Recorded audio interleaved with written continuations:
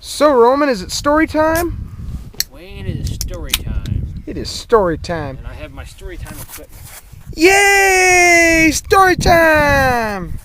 It would seem that Roman wishes to tell the story of the red pickup that we just towed out here, past the Bronco there. Oh, by the way, we got a new dunce cap for the cars that we intend to wreck. Good stuff. So, Roman, Yeah. tell me a story. Now, the story in the car, see, its nickname is the Redhead Slut because it's a two-tone red pickup that I loved, but it betrayed me.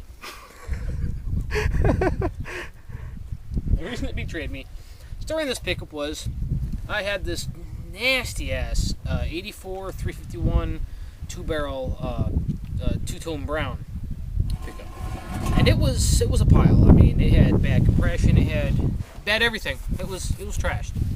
And my mom's boyfriend now, who was my dad's mechanic at the time, still is, and he had just dropped off my sister's pickup at Dad's house, and I stopped in and say hi to him, and he talked about my pickup. I said, yeah, you know where there's any more? He said, I'm looking to replace this one.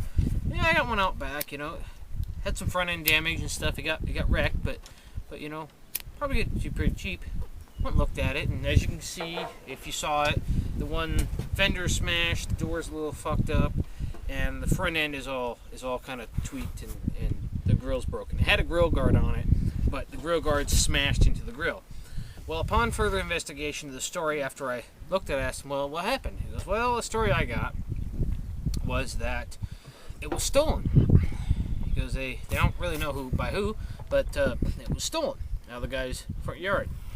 And someone took it for a joyride, took a corner on gravel, they figured he was doing about 60, and went boom, headfirst into a ditch, and smucked the ever bejesus out of it. Couldn't get it out, and so they left it there, and it was towed there. Now, the reason they couldn't get it out was because at the time they thought the transfer case had puked while they were trying to get it out, which wasn't the case. We found out when we got it home. We found that there was a hole in the transmission. And so Wayne had a guy he knew at work, good welder, and so he welded up the pan and put it on, and off we went. Well, ran great. I mean, I loved that thing. It was great to drive and good mileage. I mean, I did tune up on it. Well, I did most of the tune up on it. Yeah, Roman. Most of the tune up. Remember the case of I told you so's? Cap and rotor go with plugs and wires. Replace them, boys and girls. You will see wonderful results. Yes. Anyway, it's a 302 fuel injection, 1986. That was the first year that it was standard equipment, was 1986. And it's got 114,000 miles on it. 18. No, 118,000 miles on it. Hey, exactness, sir. Exactness. That's 118 4,000 miles. That's an oil change.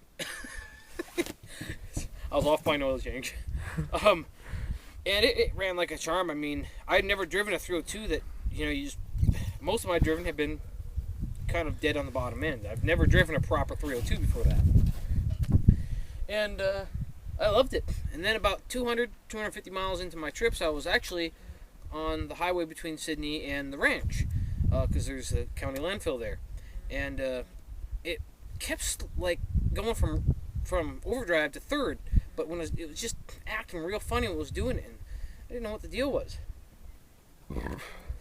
But I unloaded the trash I had and headed home, and it felt alright on the way home. A couple times it did the same thing where it kind of felt like it was slipping, but I just thought it was my imagination because, you know, the transmission's already had some problems, so, you know, oh, it must be in my head.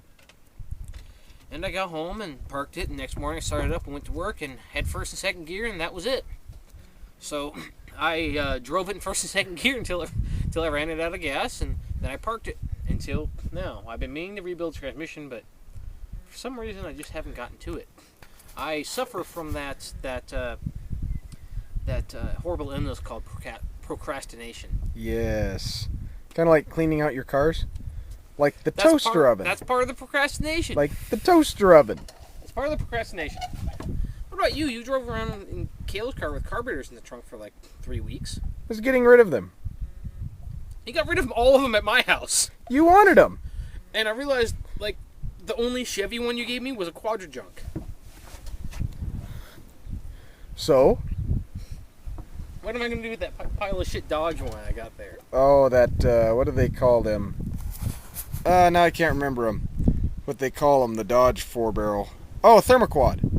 But, yes. So the long and short of this whole story is Roman's industrious friend Wayne here, Mr. Overachiever as he is, has rounded up an AOD transmission for the pickup, which we will be putting in tomorrow night, sometime along the way, and fixing the oil leaks and getting it back on the road so that Roman has a proper pickup to drive. I'm afraid what has happened is him driving my blue bomber has sparked his love of 302s.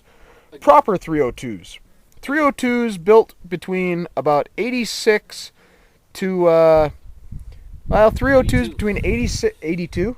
92. 86 to 92 86 that generation. Yep, that second generation fuel injected was always the best, First though. generation would have been the center port, correct? No, well, first generation, if you want to get down to basics, then the first fuel injected 302s were in like 80 or 81. They put them in the Lincolns. 81. Lincolns and Lincoln LTDs and Crown Vics. Well, Crown Vic then was an LTD. LTD Crown Vic. Well, then it was the Grand Marquis. Okay. Well. Yeah, my bad. My mistake. I do make mistakes, people. The only reason I know that is because I was researching on that transmission the other night. Yes. So, that is... And there's other good 302s, too. I mean, they made good 302s in the late 60s and early 70s, but then they really went downhill, and they kind of... Even those, I bet, weren't that bad. I mean, that one Matt had was pretty good, but I've never driven a good 302. I've always driven these dog-tired, beat-to-hell ones. Matt's 302 has worked. Yeah. Slightly. I didn't realize that. I Yeah, thought it was just a crate motor. Just slightly. It was a remanufactured motor from Marshall, but there was some work done. Not anything, about the same as I'd do to one of mine. Some port matching. Yeah, a little bit of port matching and tuning on the carb. And carb tune, yeah, 4-barrel. No, he had a 2-barrel. Did he? But it was a work 2-barrel. Yeah. That was my handiwork. I figured, because the only one I know that will work with 2-barrel rather than putting a 4-barrel on a vehicle is you. Because you can get just as much out of a 2-barrel, and you know what? You can get more instant throttle response off of a 2-barrel because you're not dumping so much fuel in, or because you're not getting that lag. You get the immediate throttle response. It's a 2-barrel. You guys ask anybody who runs I won't even say quarter-mile cars, because 4-barrels have really come into vogue, but a 2-barrel, in my mind, stoplight to stoplight racing, a 2-barrel is the only way to go. You never get that lag between your primary and your secondaries, and you just dump right away. I mean, you open the throttle valves and it's all there right now. So, there's people who will argue with me, but 4-barrels are just way too mainstream. So back on topic, if you stick around and keep watching, there will be more and more of this pickup, because I intend on replacing all the bad body panels, sanding it all down, pulling the box off, and giving it a full proper paint job. And it will be pretty again, because if you've seen the one side of it, and only the one side of it, you'd think is because it was in really nice shape, and like for a mid-80s Ford, I mean, there's no rust on the box at all. Yeah, especially over the wheel wells. Yeah. But it's immaculate. And I believe there is actually a grudge match race between that pickup and my 89. Yes, which is slightly unfair considering you got 20,000 miles on a motorcraft, but yeah, so. But it'll be fun anyway. Oh yeah. Oh, as a side note, before I run out of my 10 minutes here, as a side note, there's been a lot of people asking about Charlie's pickup and the motor we built for that. It's running great. He took a trip to Utah, and the motor made it to Idaho. The transfer case, however, did not. So Charlie's stuck in Idaho right now working on his pickup. Called me not too long ago, but he says the pickup's running great. Even with that Edelbrock 4-barrel on there, he says he's getting about 16 to 17 miles to the gallon.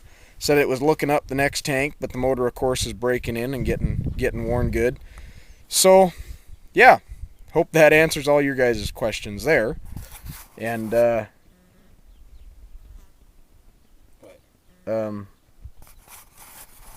we like it. You gotta give me a cue.